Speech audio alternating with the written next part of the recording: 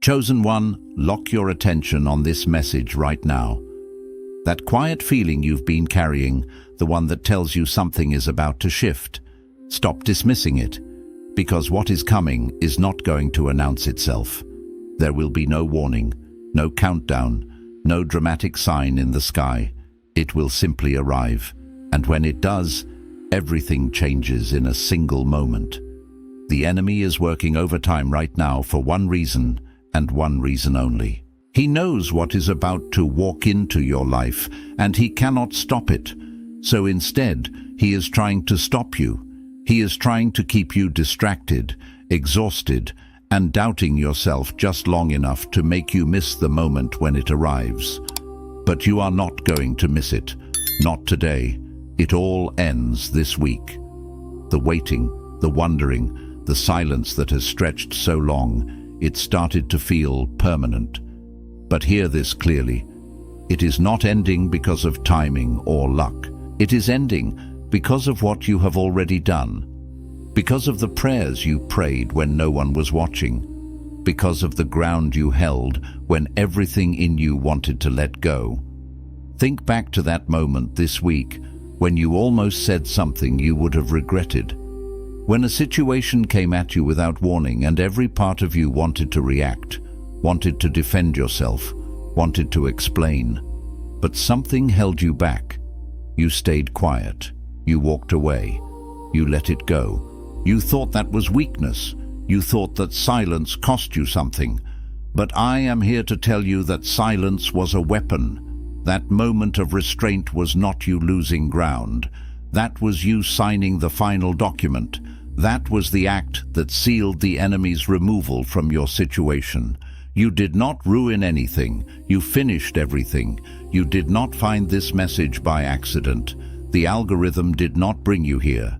God did. This is a divine appointment that was scheduled before the foundations of the earth were laid, and you are sitting here at exactly the right second for exactly the right reason. Do not scroll away. Do not let this play in the background while you do something else. Your future self is asking you to be present for this, because if you disconnect now, you will leave before the verdict is read over your life. In the next few minutes, I am going to give you the legal decree that cancels every assignment the enemy has launched against what is coming to you. I am going to show you the exact moment this week where you unknowingly activated your breakthrough without even realizing it.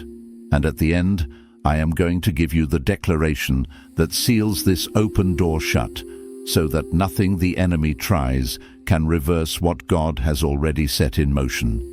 Stay until the very last second. I know what the last 72 hours have felt like. The atmosphere around you has not just been still, it has been heavy, like pressure sitting on your chest that you cannot explain and cannot shake, like the silence before something massive arrives. Maybe you have been moving through your days this week, feeling like you are one step behind, like everyone around you is operating in normal time, and you are wading through something thick and invisible. Or maybe you woke up at 3 in the morning and just lay there in the dark, heart beating a little too fast, with a feeling you could not name but could not ignore. You feel like you are suspended, like you are standing in a gap between the life that was and the life that was promised, and you cannot see either shore from where you are standing. And in that gap, the enemy has been whispering a very specific lie. He has been telling you that what is coming has been delayed because of you. He has been replaying a moment in your mind over and over again. That moment when you pulled back, when you went quiet, when you stopped pushing and simply let something go. And he has been labeling that moment as your greatest mistake. He has been telling you that your silence, your stillness, your refusal to fight back cost you the very thing you have been believing for. But I need you to hear what the scripture actually says about this moment. Nahum 1:9 declares, "What do you conspire against the Lord? He will make an utter end of it. Affliction shall not rise up the second time." Hear that. Affliction shall not rise up the second time. The enemy wants you to believe you are in a cycle. He wants you to believe the clock has been reset and you are beginning again from the start. He wants that lie to become so loud in your mind that you stop expecting what is coming. But that is not a cycle you are in. That is a conclusion. The heaviness you feel is not punishment pressing down on you. It is finality. It is the weight of something ending so completely that it can never return. It is the last tension in a cord that is one breath away from snapping. What you called your moment of failure was not failure at all. It was the final move. It was the strategy heaven had been building toward the entire time. You did not disqualify yourself. You did not delay the blessing. You did not reset what God set in motion. You completed it, and they are coming, with no warning, with no announcement, with no time to prepare. But you do not need to prepare. You are already ready. You have already done the work. The only thing left to do is receive. And now that you know you are ready, now that the truth has landed that you have already completed the final move, here is what shifts next. Because readiness is not passive. Readiness is not sitting quietly with your hands folded, waiting for heaven to drop something at your feet. Readiness is an active spiritual posture. It is the decision to stop rehearsing the delay and start operating from the reality of what has already been decreed. It is the bold stance of one who knows the battle has already been won in the unseen realms and is now simply awaiting the manifestation on the earthly plane. This active readiness is like a spring uncoiling, a ship setting sail, or a seed bursting forth from the soil with an undeniable internal certainty of its purpose. It's the sacred whisper in your spirit that says, "It is finished," even as your eyes still perceive the unfolding of the process. You are no longer merely hoping, you are knowing. You are no longer waiting for permission. You are operating from position. This shift in posture unlocks the very pathways for the divine to move, creating an energetic current that pulls the future into the present. It's a dynamic alignment, not a static expectation. Think about what happened with Elijah on Mount Carmel. The land was parched, cracked and thirsty, a testament to years of drought, a consequence of spiritual rebellion. The skies were a relentless, unforgiving blue, mocking any hope of rain. There was no meteorological indication, no changing atmospheric pressure, no whisper of a breeze carrying the scent of moisture. Before the rain came, before a single cloud formed in the sky, before there was any natural evidence that anything was about to change, Elijah told Ahab to get up and eat because he could hear the sound of an abundance of rain. He heard it before it existed in the natural. He heard it in the spirit. Imagine the sheer audacity, the unwavering conviction in his voice as he declared this in the midst of a barren landscape, to a king accustomed to false prophets and empty promises.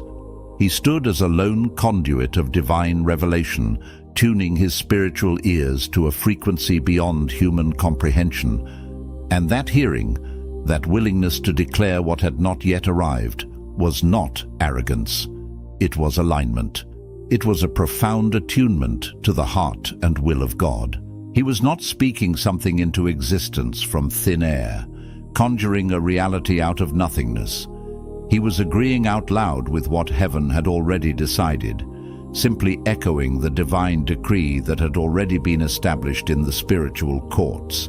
He was acting as a divine witness, testifying to a truth that was already in motion. And then he went and prayed. 7 times, each prayer a deeper anchoring, a further declaration of faith, a persistent knocking on the door of heaven. It wasn't a desperate plea, but a rhythmic, confident summons. And on the 7th time, a cloud the size of a man's hand appeared on the horizon, a distant whisper on the edge of vision. That small cloud was enough. It was a punctuation mark in the vast, empty sky, a prophetic preview, a tangible sign of an invisible certainty. Because Elijah knew what it was the beginning of.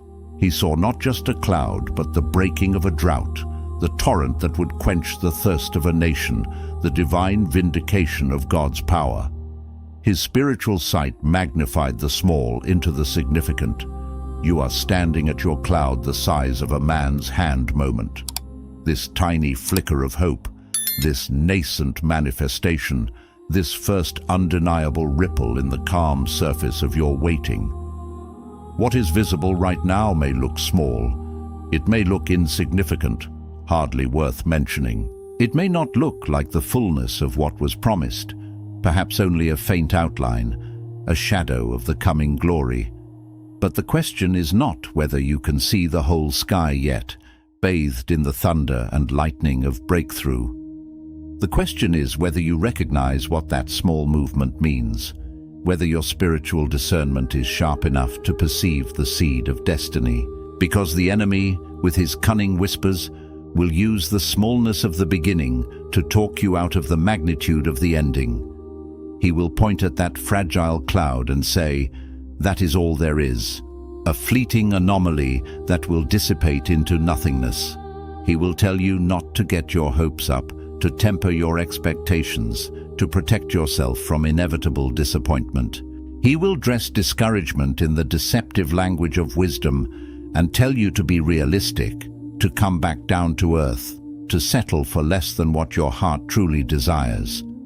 He will argue for the limitations of your senses, challenging the conviction of your spirit. He wants you to dismiss the first drop as merely a splash, instead of recognizing it as the foretaste of a deluge. But you were never called to be realistic.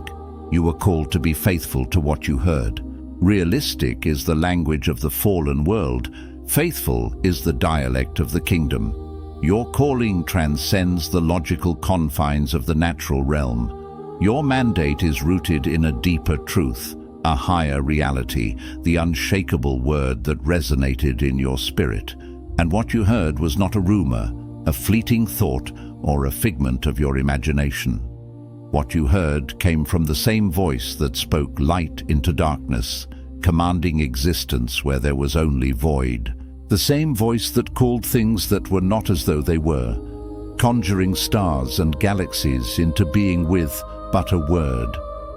The same voice that has been speaking over your life since before you had a name, weaving your destiny into the fabric of time and eternity. This is the voice of your Creator, the architect of your purpose, and His word does not return to Him void. It carries the power of its own fulfillment.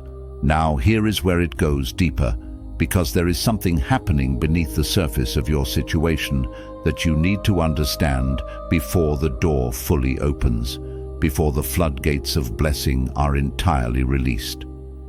The enemy knows that if he cannot stop the blessing, if he cannot outright cancel what God has decreed for your life, his next, equally insidious strategy is to corrupt the posture you receive it in.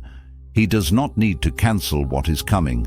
He simply needs to taint it. He just needs to make sure that when it arrives, you receive it through the wrong filter, a distorted lens that diminishes its power and joy, through a filter of fear, causing you to constantly anticipate its withdrawal or decay, through a filter of unworthiness, making you believe you don't truly deserve it, thus preventing you from fully owning it, through a filter that says, "This is too good to be true, this cannot last, something will inevitably go wrong," thus keeping you in a state of perpetual anxiety and suspicion.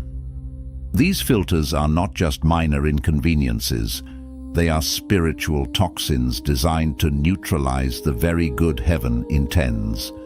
Because a blessing received through fear becomes a burden, a heavy weight on your shoulders, constantly threatening to crush you rather than lift you.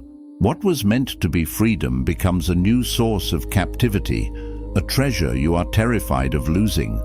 A door walked through in panic becomes a prison, its open threshold transforming into bars, because your apprehension prevents you from stepping into the expansive freedom beyond.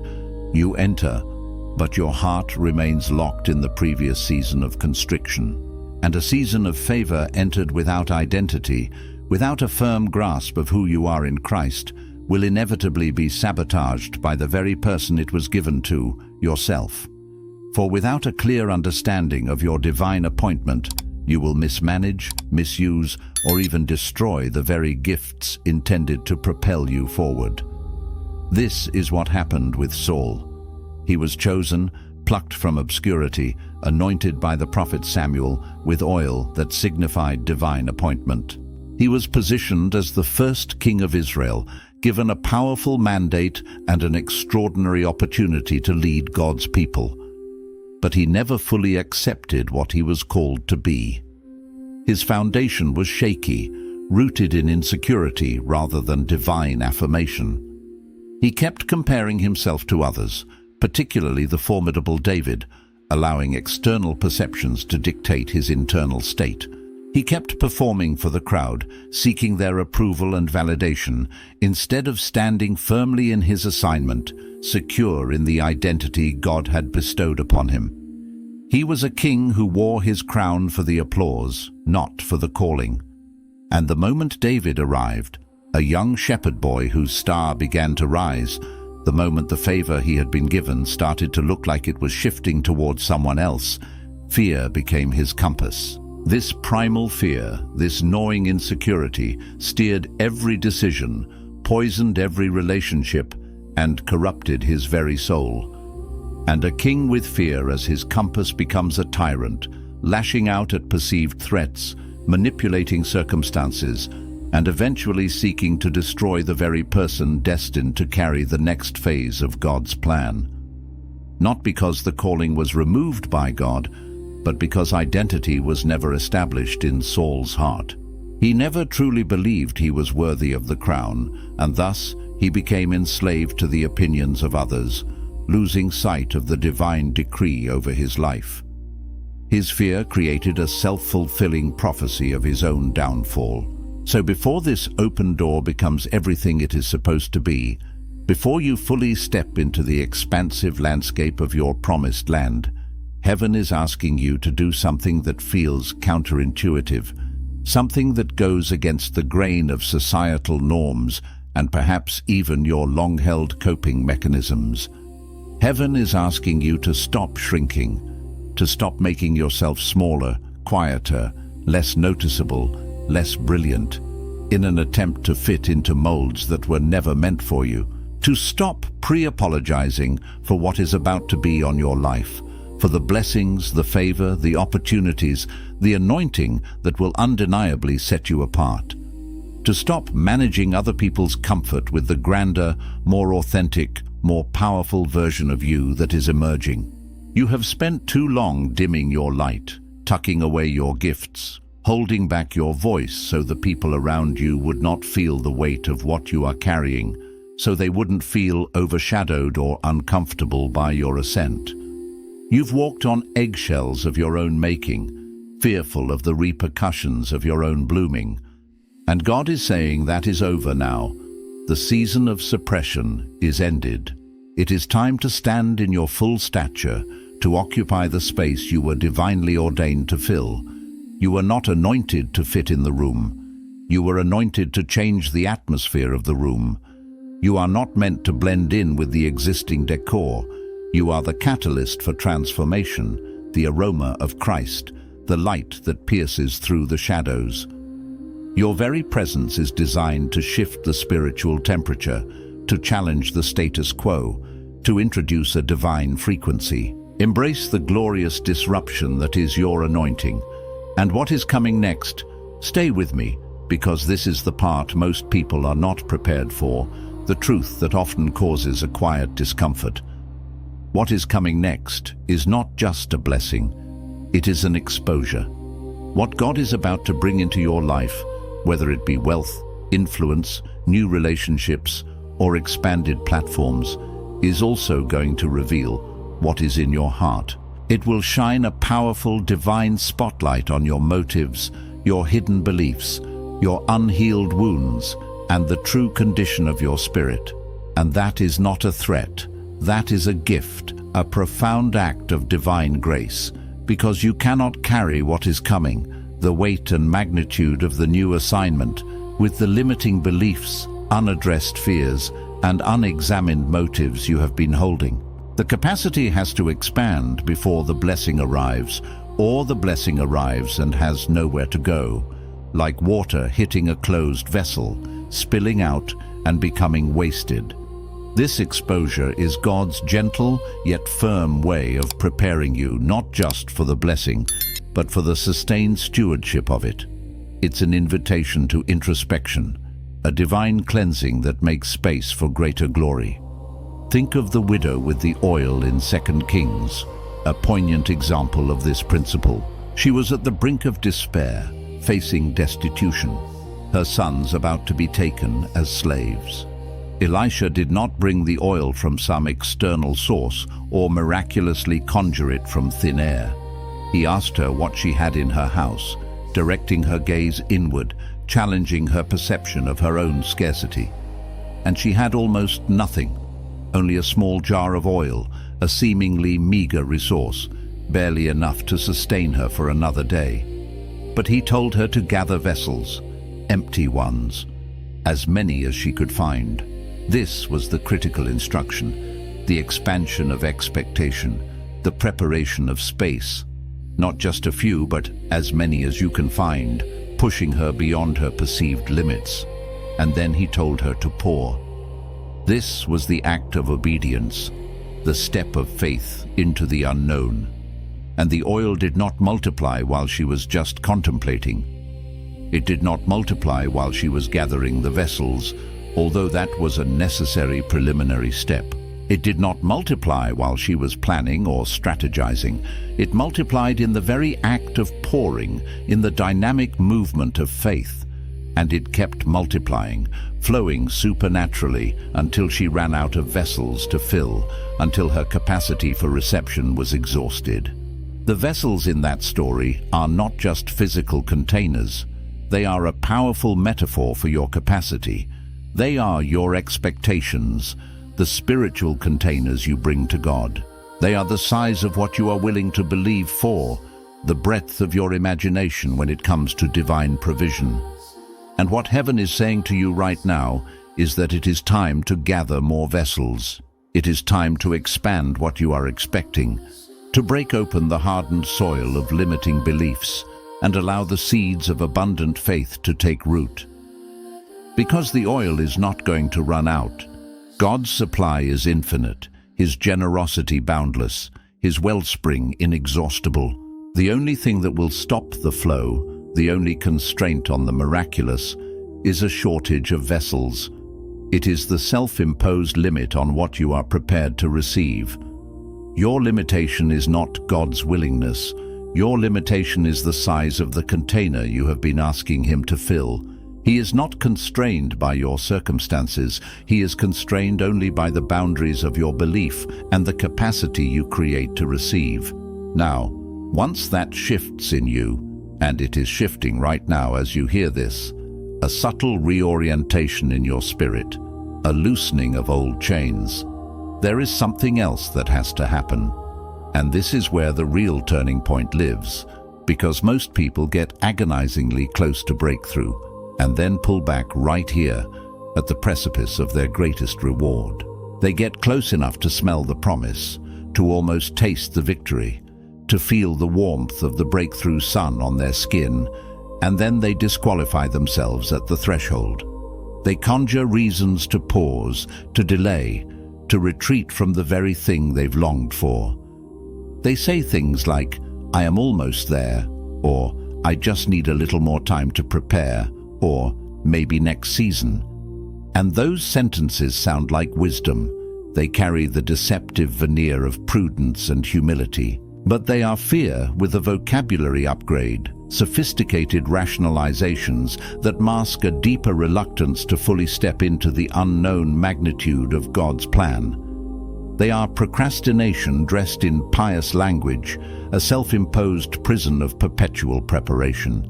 They are the enemy's final, most subtle tactic to keep you from crossing over.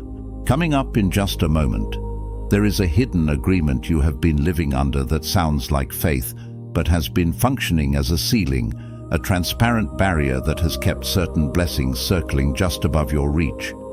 And once you see it, once you expose it to the light of truth, You will understand why certain things have been circling but not landing, why breakthroughs felt imminent but never quite materialized. But first, this has to land fully, deeply, irrevocably within your spirit. You have been treating your preparation as incomplete, as an unending process that always requires one more step, one more lesson, one more refinement. You have been living in a perpetual state of almost ready, holding your breath on the threshold, never quite exhaling into the fullness of the moment. And what God is asking you to confront, with unflinching honesty, is this. At what point does preparation become an excuse not to step forward? At what point does the refining season, meant to shape and strengthen you, become a comfortable hiding place, a spiritual bunker where you feel safe from the demands of your calling? Because Moses spent 40 years in the desert being prepared, tending sheep, encountering the mundane, stripping away the Egyptian prince from his identity. But there was a moment when the burning bush appeared, blazing with divine fire, and God said, "Now." Not in a few more years after you've accumulated more wisdom, not when you feel more confident, when every shred of doubt has vanished. Now. And Moses still argued, still tried to reason with the Almighty. He still said, "Who am I to go?" He still tried to disqualify himself from his own assignment, pointing to his perceived inadequacies and lack of eloquence. He leaned on human logic in the face of divine command. But heaven does not wait for you to feel qualified. Heaven waits for you to say yes, a resounding, unequivocal affirmation to the divine invitation, even if your knees are knocking and your voice trembles. Your feeling of readiness is not the prerequisite. Your obedience is. And you have been saying yes in pieces, fragmented affirmations scattered across your journey, quietly, in the dark, in prayers that felt like they dissolved into the ceiling, unheard and unacknowledged. These were silent commitments, whispered longings, tentative acts of surrender. But what you did not see, what you could not perceive from your earthly vantage point, was that heaven was collecting every one of those broken yeses, every hesitant nod, every tearful agreement. They were being gathered, pieced together, assembled into the single powerful moment of completion that sealed your breakthrough. And that moment has already passed. You are already on the other side of it without realizing it, like crossing an invisible finish line. The declaration has been made. The curtain has fallen on the previous act. What you are walking into now is not the trial, it is not the preparation, it is not the wilderness. What you are walking into is the land, the promised inheritance, the season of fruitfulness and manifestation. The wilderness served its purpose, the preparation has run its course. This is the crossing over, the beginning of your occupation. And here is the part no one wants to hear, because it is the part that requires the deepest confrontation with yourself, a raw honesty that peels back layers of self-protection, the part that most people reach and quietly click away from, shifting their gaze, because it is too precise, too piercing to sit with comfortably. It challenges the very narratives we've constructed around our struggles. The thing that has been blocking the full manifestation of what God promised is not the enemy's assignment against you, though his attacks were real. It is not the betrayals you experienced, though the pain was undeniable. It is not the doors that closed, or the people who left, or the seasons that stretched far longer than they were supposed to. Those things were real. Those things were hard. They shaped you, refined you, perhaps even brought you to your knees. But they were not the block. They were obstacles, yes, but not the ultimate impediment. The block has been this. You have been believing God for the promise while simultaneously believing that you are the exception. This is the insidious, deeply rooted lie that has held you captive. You believe that God does this for people. You believe the testimonies you hear from others, the miraculous stories of healing, provision, and breakthrough. You believe the scripture, affirming its truth and power. You believe that breakthrough is real, and that divine favor is real, and that God moves in supernatural ways, intervening in the affairs of humanity. You believe all of it for everyone else, for the righteous, for the chosen, for the special ones. But somewhere, deep beneath all of that outward faith, beneath the layers of intellectual assent, there is a quiet, hidden agreement, a subconscious contract you've signed with doubt, that says people like you do not get the full version. That something in your story, your past mistakes, your perceived flaws, your unique struggles, your personal history of disappointment, makes you the asterisk, the fine print, the almost but not quite, the one for whom the general rule of God's favor has a specific, limiting exception. And that agreement has been functioning as a spiritual ceiling, an invisible barrier just above your head, allowing blessings to circle but never fully land. Not because God agreed with it, He never did. He never signed that contract of limitation, but because you kept signing it, implicitly affirming it every time something did not come through on your timeline, every time a prayer felt unanswered, every time you watched someone else step into something you had been believing for, achieving what felt perpetually out of your reach. You took that as confirmation of the lie, a validation of your exception status, instead of recognizing it as a test of whether you would hold your position, whether you would remain steadfast in the face of delayed gratification and apparent contradiction. Consider Elijah again, post Mount Carmel. He had just called down fire from heaven, seen the dramatic demonstration of divine power, witnessed the defeat of 450 prophets of Baal. He had heard the sound of rain, prophesied its coming, and seen the small cloud become a deluge. He had experienced the most dramatic, undeniable display of God's intervention in his generation. And then Jezebel, a single human queen, sent one threat, a chilling message of impending death. And he ran. He ran and collapsed under a juniper tree, consumed by fear and despair, and said, "It is enough." He said, "I am the only one left," believing the lie of isolation and self-pity right in the middle of his greatest victory after proving God's power to an entire nation. He too felt like the exception, singled out for persecution, exhausted and alone. And God did not rebuke him. God did not scold him for his fear or his lapse in faith. God fed him. God let him sleep. He provided sustenance and rest for a weary soul. And then, after he was nourished and restored, God said, "The journey is too great for you. Get up and eat again." He implied that the journey ahead, the next phase of his calling, required a strength and a spirit that the current, depleted version of Elijah simply did not possess. The journey ahead is too great for the version of you that has been running on fear and isolation and the quiet belief that you are the exception to the promise. You cannot step into the magnitude of what is coming with the baggage of unworthiness and doubt, but you are not being asked to do this on the strength you have been operating from, the strength that has been fighting against these hidden agreements. You are being asked to eat, to receive, to let something in, to be divinely nourished and restored before you try to go anywhere else, before you attempt to carry the weight of the new season. This is not about self-effort. It is about divine infusion.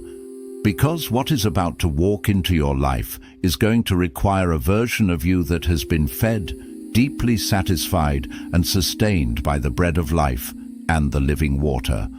That has been restored, healed from the internal wounds and the lies that have chipped away at your identity. That has stopped running from your true self and started receiving the fullness of God's love and acceptance. And the receiving begins right here, in this sacred, pivotal moment. It begins in this moment where you finally stop treating yourself as the exception, finally rip up that hidden agreement of limitation and accept that everything God said, every promise, every decree, every word of hope and destiny He said it to you. Not around you, not near you, but directly, personally, intimately, to you. You are the intended recipient. This is the verdict. This is the decree that has been read over your life in the courts of heaven, stamped with divine authority and irrevocable truth. And now you are hearing it on earth so that what is bound above can be loosed below, so that the spiritual reality can finally manifest in your physical experience.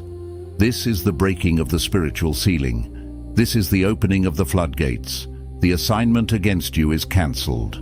Every diabolical plot, every scheme designed to hinder, to steal, to destroy, is now null and void. The delay is expired, its season has run its course, and the waiting room is now empty.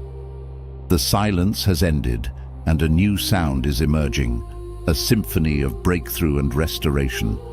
And what is walking toward you right now has your name on it. Not someone else's, not a blessing meant for another, but tailor-made for you. Not a version of you that does not exist yet, a perfected future self, but your name. As you are, today, in this moment. You are ready. You are worthy. Now place your hand on your chest and speak this out loud, because declarations are not just emotional exercises, they are spiritual coordinates. They are signposts in the unseen realm, active commands that tell heaven exactly where you are standing and what you are agreeing with, aligning your earthly reality with the divine. And what you are about to agree with is not a wish. It is not a prayer asking for something you do not have. It is a declaration of what has already been decreed, a powerful affirmation of an established truth. Speak this now. I am not the exception. I am the chosen one this message was sent to. Every prayer I have prayed in private has been collected, and nothing has been wasted. The silence I walked through was not abandonment, it was preparation. The restraint I showed was not weakness. It was the final act that sealed my breakthrough.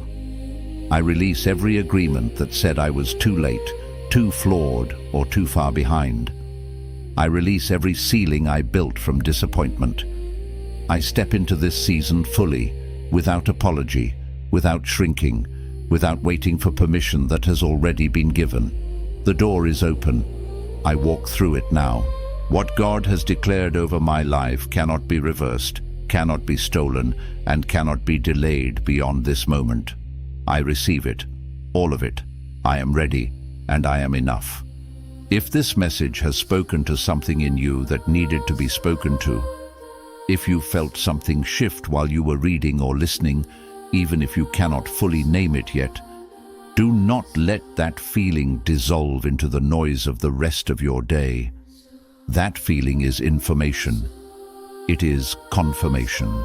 Share this with someone who is also standing in the gap between what was and what was promised, because they did not find it by accident either. And leave something in the comments, not for the algorithm, but as a declaration. Tell God you received this. Tell the enemy you saw through the lie. That act of acknowledgement is part of the sealing. Do not skip it.